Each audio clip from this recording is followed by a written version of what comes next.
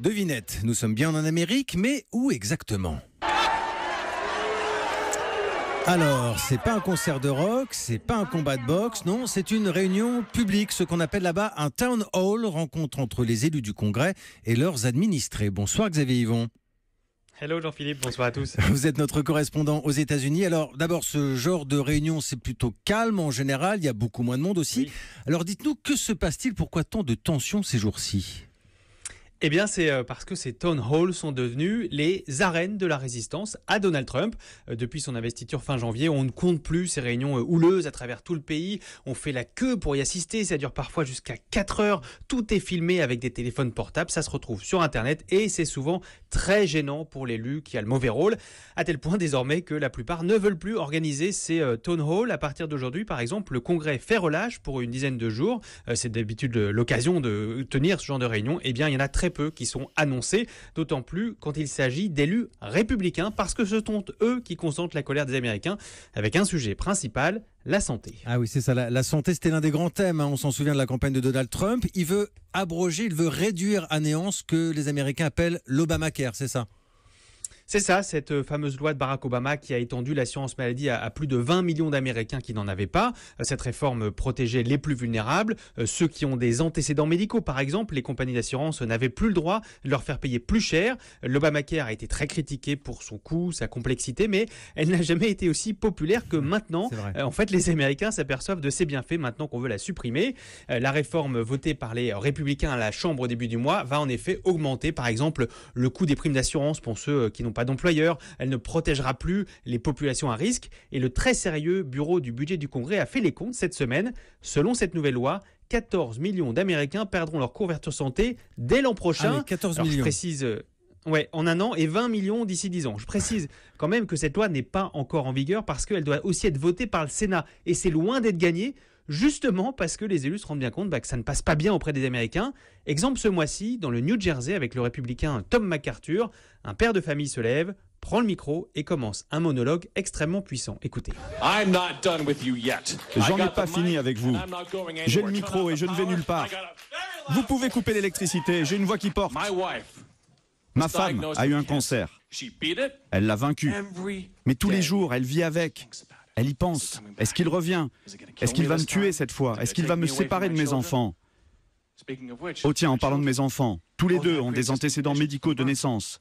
Un au cœur, l'autre à la thyroïde. Vous êtes la plus grande menace contre ma famille dans le monde entier.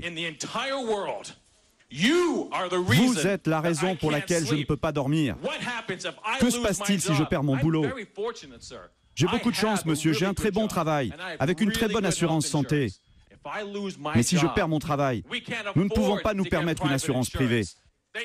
Les gens dans votre parti, ils disent que si on tombe malade, c'est notre faute. Vous travaillez avec ces gens. La santé, ce n'est pas une marchandise. Vous n'achetez pas une assurance santé comme une voiture.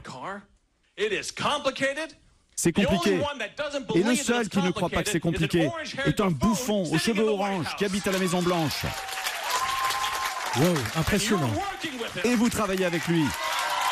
Et ça dure longtemps comme ça, Xavier ?